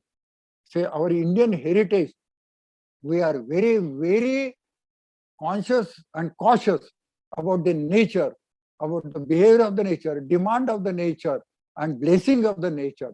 And especially the women, the ladies, they are contributing great to this. We men, we are less responsible. Rather, I would say we are irresponsible. And I must salute every woman in my country, rather on this earth, because she is a mother. Nature is a mother. Geography is my land, motherland, we say. This is the only culture. We respect land as a mother, we call it. And Prabhu Ramachandra, he has said, Api Swarnamayi Lanka Namero Chate Lakshmana. He is not giving preference, priority to the economy. Janani Janma Bhumischa Swargadapi Gariyasi. Janani means one who has given birth, and Janma Bhumi, where I have grown up. It is much better, it is more holy than even the heaven. Janani Janma Bhumischa Swargadapi Gariyasi. So now Vata Purnima, next month it is going to be the Vata Purnima. See, our Indian culture, please conserve our Indian culture. Please follow our Indian culture. Please pass on our Indian culture and traditions to others, because this is really geographical sustainability. Ladies, they worship Vataruksha, because Vataruksha is a symbol of progress, is symbol of multiplying the prosperity. So, see, every woman, she prays for family. It is normally said, if a man changes, only one individual is changed. But if a woman, if a girl is changed, two families are changed, because where the family in which she has taken birth and the family where she is married, two families lead to prosperity. That is the greatness of a lady. That is the greatness of a woman. That is the greatness of a girl. So this is my culture. This is my nature. So all these traditions, they have got some scientific base, scientific background. So please study that, conduct research in that, and dream big. Never stop till you achieve your goal. This is what Swami Vivekananda has said. Follow it. Thank you all. And I assure you, those who will be undertaking research in this field, madam, I assure you that I'll be with you forever. These are those who want to communicate with me, you can mail me. Don't try to contact me on mobile. I'm very much less available. And this is my email address. Now, if the time permits and if the organizer, principal, respected principal, madam, permit, I'm open to question and answer. Thank you again. Thank you all. Thank you, madam.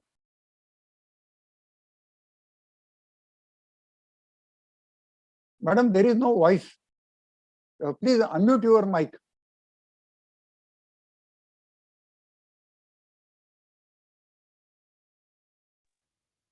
Archana madam. Archana madam.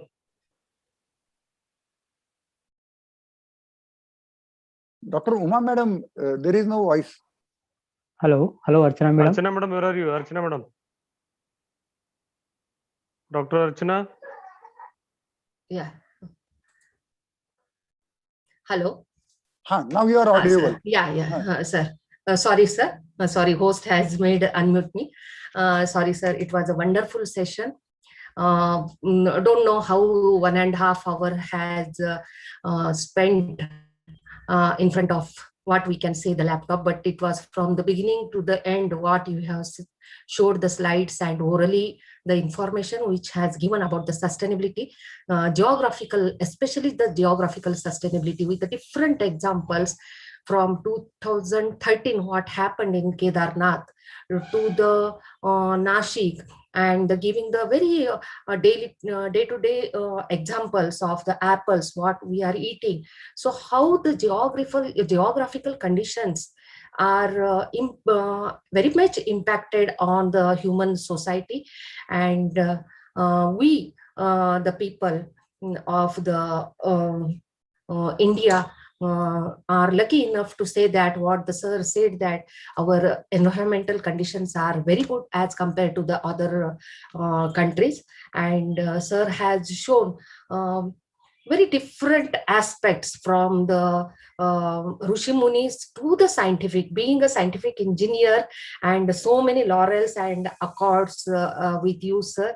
You have a wonderful data collection, and we are lucky enough to have such a scientist, eminent scientist today with us, and our students are very lucky to celebrate the today's environmental day with Om Prakash sir, and what each and everything that is the Indian culture, how it is very important to all of us, has and impact on our human life, that sir has shown to us.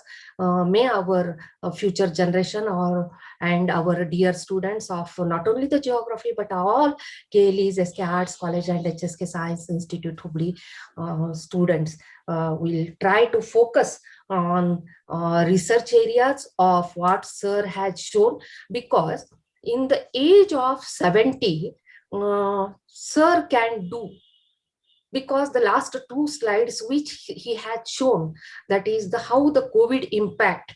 So that COVID impact is not the sir's earlier research, because COVID has started only the last year, and sir has taken all the parameters from the humidity to the temperature and everything.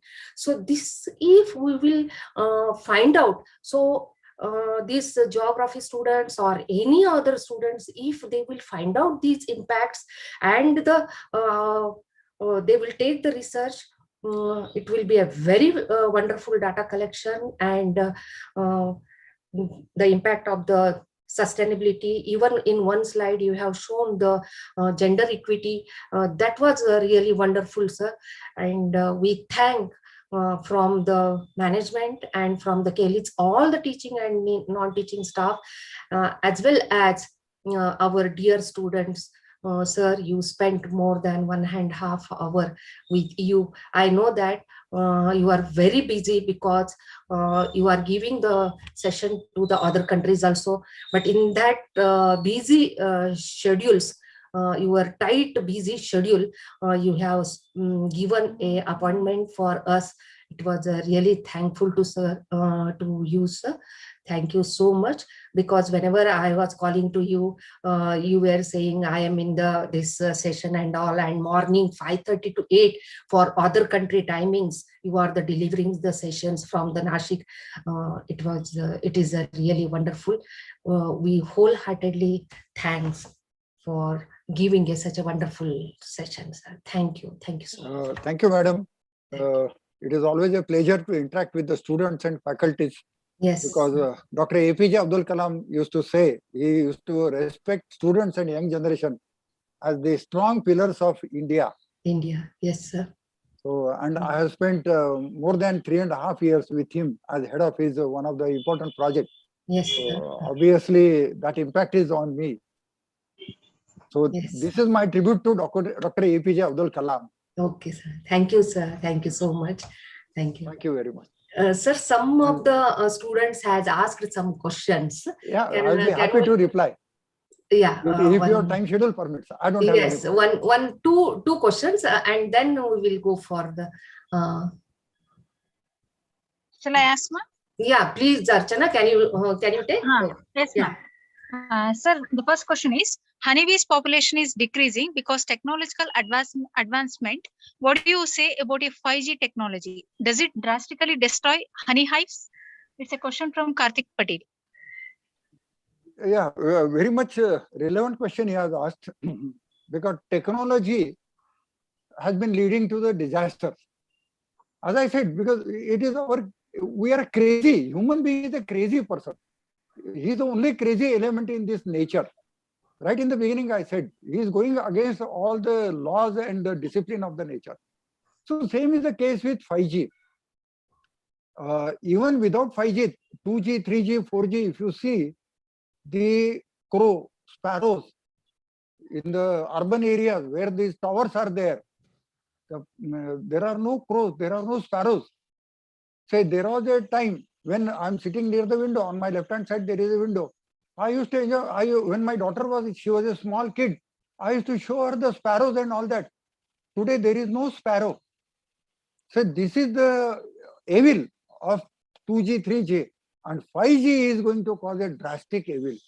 Yes. It is going to be a very disastrous.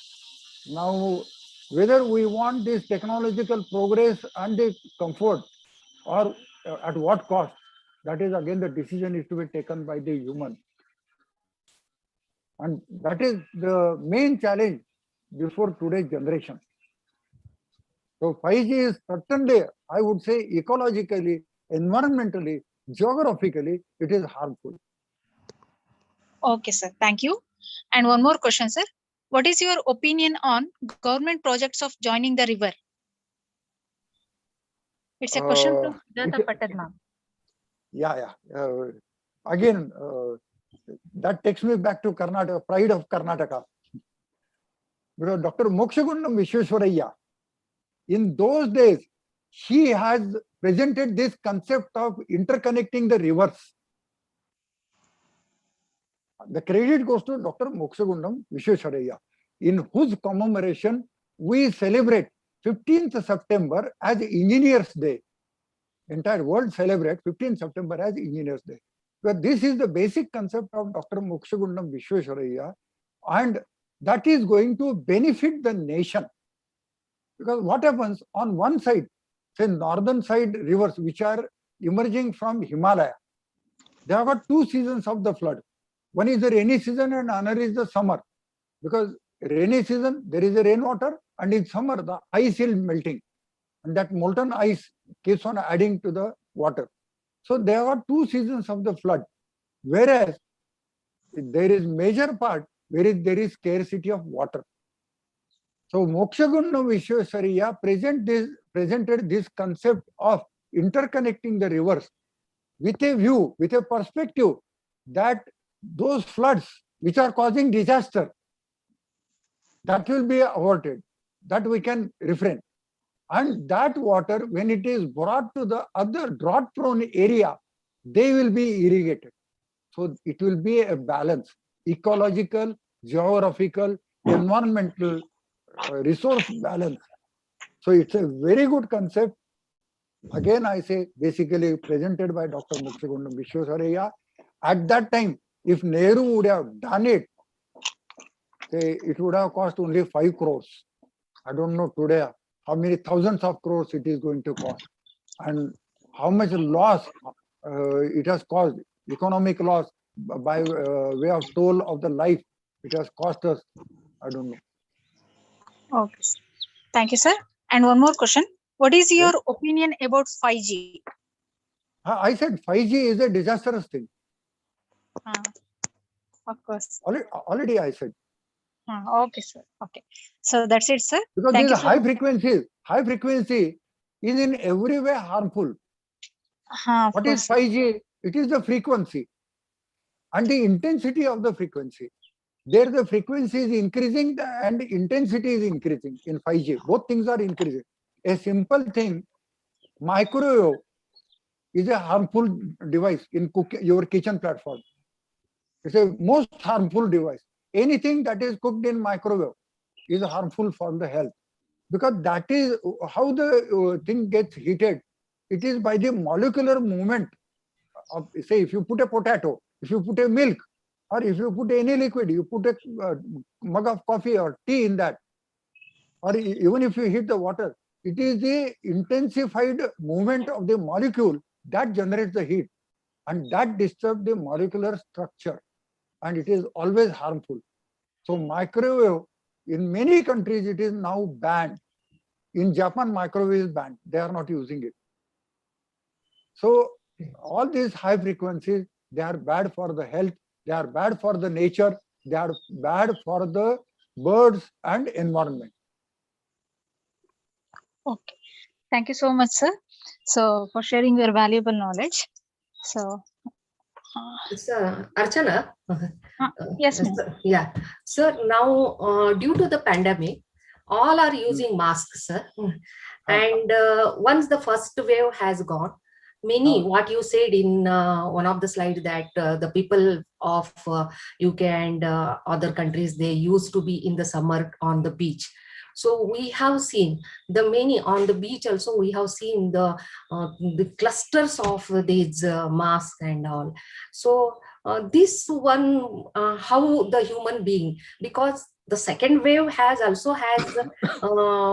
targeted the human being, though also the human being is not aware about the plastic or these masks and all, how to use and where to throw, because we saw on the beach there was a piles of the mask. So how the awareness can be created among the ourselves? Yes. Yeah. So, madam, again, this is this geography and sustainability. Another side is the social awareness. Yeah. Because you rightly pointed out, the thing is that in 1.5 hours, it is very difficult to. Plastic is the most dangerous thing. Yeah. We are causing disaster.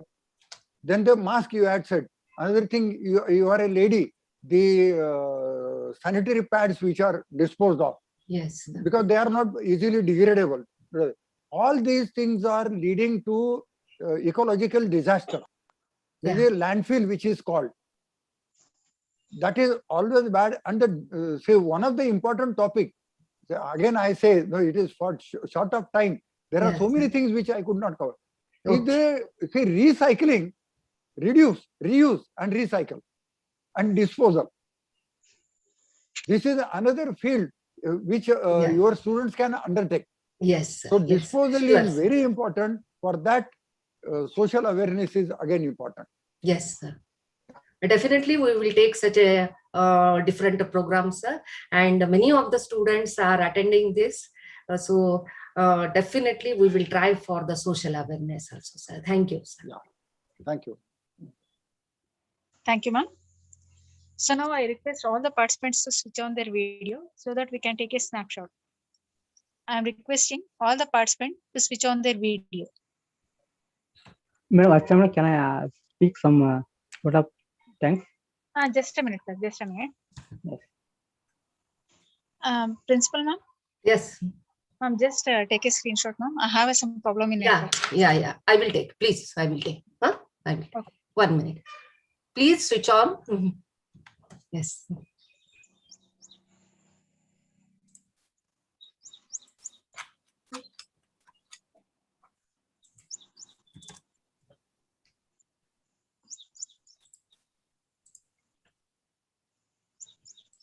1 minute. Yes. So please switch on your videos. Hello. No. Please switch on your videos. Dear students, participants, delegates.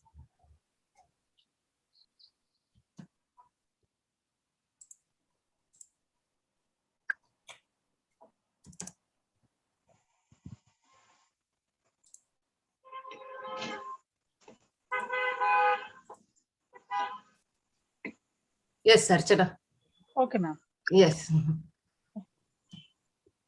So now I request Jarkunti sir to convey the vote of thanks. Jarkunti sir.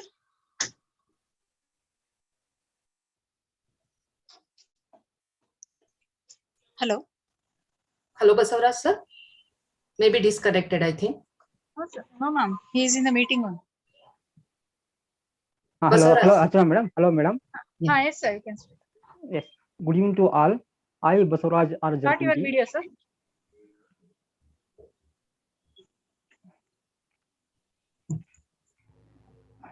Hello, madam.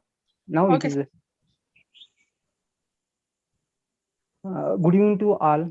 I, Basavaraj R. Jarkunti, Assistant Professor and Head, Department of Geography. As all good things comes to an end, so this national level awareness program, I take this opportunity to propose a vote of thanks to those who have directly and indirectly contributed to the success of today's national level awareness program. At the outset, I immensely thank our eminent resource person, Professor Dr. Om Prakash G. Kulkarni, accomplished scientist, mentor, advisor, technology provider, and consulting engineer of automation, instrumentation, energy management, IPR, CDM, and renewable energy NSSS, NASA certified space ambassador, Nasik, Maharashtra. Sir, we are greatly enlightened by your knowledge and ideas presented in the national level awareness program. It is highly useful and beneficial to the teaching and students community. Thank you so much, sir. We are greatly thankful to our beloved principal madam, Dr. Uma B. Nerle, for her motivation to organize this awareness program. I also thanks to Dr. Archana M, organizing secretary, Mr. Y. Hannapanavar, Mr. Shanur M. Jamkandi, Ms. Nilochana P. and student secretary, Ms. Nazneen, who are helped to organize and successfully completion of today's national level awareness program. I express my gratitude to all teaching and non-teaching staff for unflinching support and condition. Our heartfelt thanks to all participants for their live active participation in this awareness program. With these warm words and kind messages, we move to the end of the today's national level awareness program. Thank you one and all. Yes. Thank you so much, sir. Thank you all. Yes. So look So, forward to meet you again. Yes, sir. Yes. On the campus, we will meet, sir. Yeah. Yes. Yes. Thank you. Shall we end the meeting, sir? ಎಲ್ಲರಿಗೂ ತುಂಬಾ thanks. Thank you, sir. Thank you. Shall we end the meeting, sir? Yeah. Yeah. Just a minute, ma'am. Just a minute, ma'am. Yeah. So actually, we have shared the feedback link in the chat box. So I request all the participants to fill that feedback form.